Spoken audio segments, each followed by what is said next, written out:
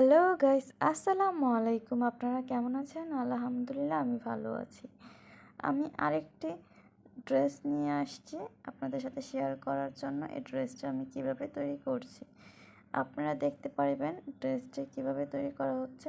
তবে পুরো ভিডিওটি না দেখলে আপনারা বুঝতে পারবেন এটা কি ড্রেস তৈরি করা হলো।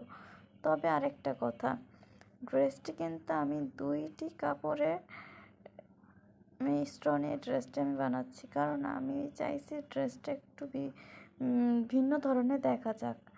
এর জন্য আমি দুইটি কাপড়কে আমি টুকরো টুকরো করে নিয়েছি এবং জোড়া লাগাচ্ছি যাতে ড্রেসটা সেই লাগে। আর আমার কাপড়গুলো আমি আয়রন করিনি, আয়রন করলে আরও সুন্দর লাগতো দেখতে, কিন্তু আমি ভাবছি যে আয়রন করব, আগে ড্রেসটা আমি রেডি করে নিই, রেডি করে ধুয়ে তারপর আয়রন করব। ছোটো বাবুদের ড্রেস তো, কারণ বাচ্চারা ড্রেস না ধুয়ে পরতে পারে না। আমি জানি প্রতিটা পরিবারে এরকম কাজটা করে, যাদের বাবু আছে তার প্রত্যেকে বাইরে থেকে নতুন নতুন ড্রেস কিনে এনে বাবুদেরকে সাথে সাথে পরায় না, বাবুদেরকে প্রতিটা ড্রেসই ধুয়ে পরায়। তো আমরাও এরকম আমাদের বাচ্চাদেরকে এরকম করি, মানে বাইরে থেকে বা কিনে বা বানিয়ে যে জামাই আনি না কেন, জামা ধোয়ার পর বাচ্চাদের পরাই। আপনারা সবাই দেখতেছেন যে আমি ড্রেসটি জোড়া লাগাচ্ছি। তো জোড়া লাগিয়ে আমি ড্রেসটি আস্তে আস্তে সম্পূর্ণ কমপ্লিট করব। তো আমার জোড়া লাগানো হয়ে গেছে, আমি দুই পাশটায় সুন্দর করে জোড়া লাগিয়েছি। এখন আমি এই সাইডটা জোড়া লাগাচ্ছি, যাতে এদিকটা নিচের দিকটা একটু কুচি কুচি করব আমি, কারণ আমার কাছে কুচি কুচি করা ড্রেসগুলো ভালোই লাগে।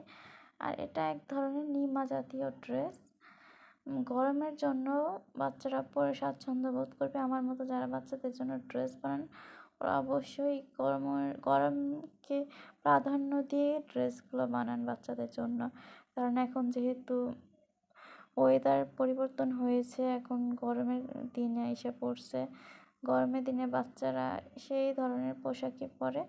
অনেক বাচ্চাদের আমরা ড্রেস পরাই না, তবে আমার মতে ড্রেস না পরানোর চেয়ে কিছু হালকা পাতলা বা গরম জাতীয় ড্রেসগুলো পরানো উচিত।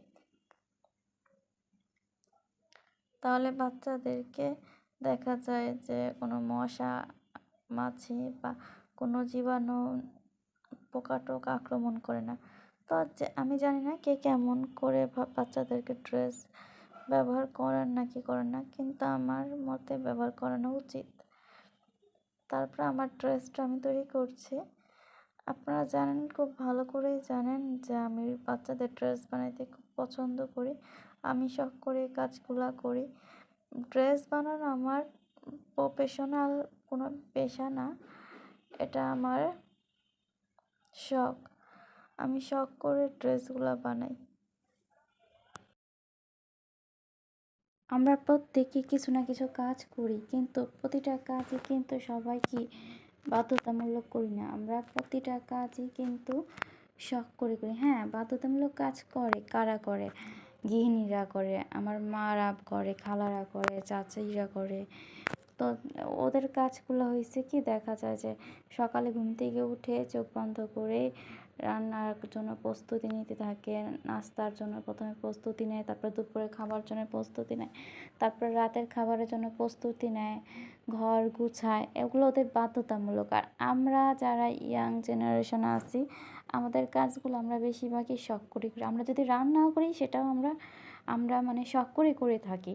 তো শখের বিষয়টা হয়েছে আমার আমি এই কাজটাও শখ করে করতেছি, কারণ আমার ভালো লাগে ডিজাইন করে জামা কাপড় তৈরি করা, বাচ্চাদের ড্রেস বানানো, তারপর আমাদের মেয়েদের ড্রেস বানানো।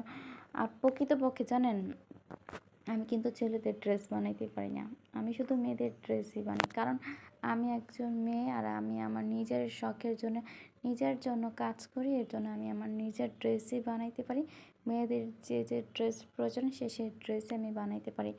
আমি যেহেতু ড্রেস পরি, থ্রি পিস বলেন, জামা বলেন, গাউন বলেন, আমি এগুলো পরি, আমি এগুলোই বানাইতে পারি। আর অনেকে আছে যে ইত্যাদি তার অন্য কিছু মানে বিভিন্ন ধরনের ড্রেসেস থাকে না, যেমন ধরেন পেটিকোট, ব্লাউজ, তারপর হয়েছে আর কি বলে, তো ওই ধরনের ড্রেসগুলো আসলে আমি বানাই না। আমি আমার প্রয়োজনের অনুযায়ী মানে আমি যে ড্রেসগুলো পরি, যে ডিজাইন পরতে মজা পাই বা যে ডিজাইনের কাজ করতে চাই, মানে সেই ধরনের ড্রেসই আমি বানাই।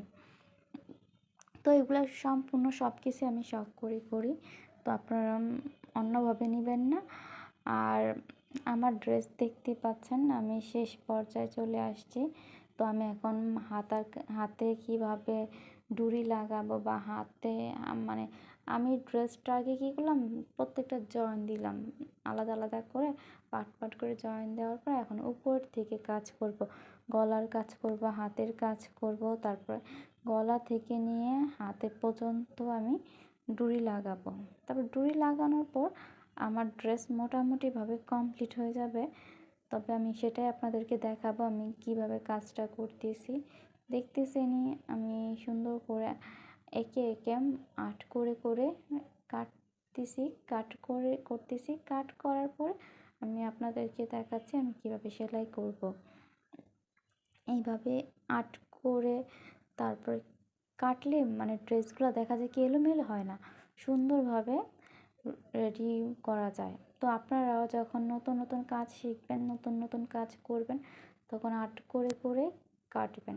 আর আর্ট না করে কাটতে গেলে দেখা যায় কি আপনি অনুমান করতে পারবেন না, এদিক সেদিক হয়ে যাবে, ড্রেসের গোছালো অবস্থা বুঝতে পারবেন না, তো ড্রেসটা যাই হোক নষ্ট হয়ে যাবে। এর জন্য আপনার প্রত্যেকেই চেষ্টা করবেন যে যখন ড্রেসটা সেলাই করবেন আর্ট করে সেলাই করবেন।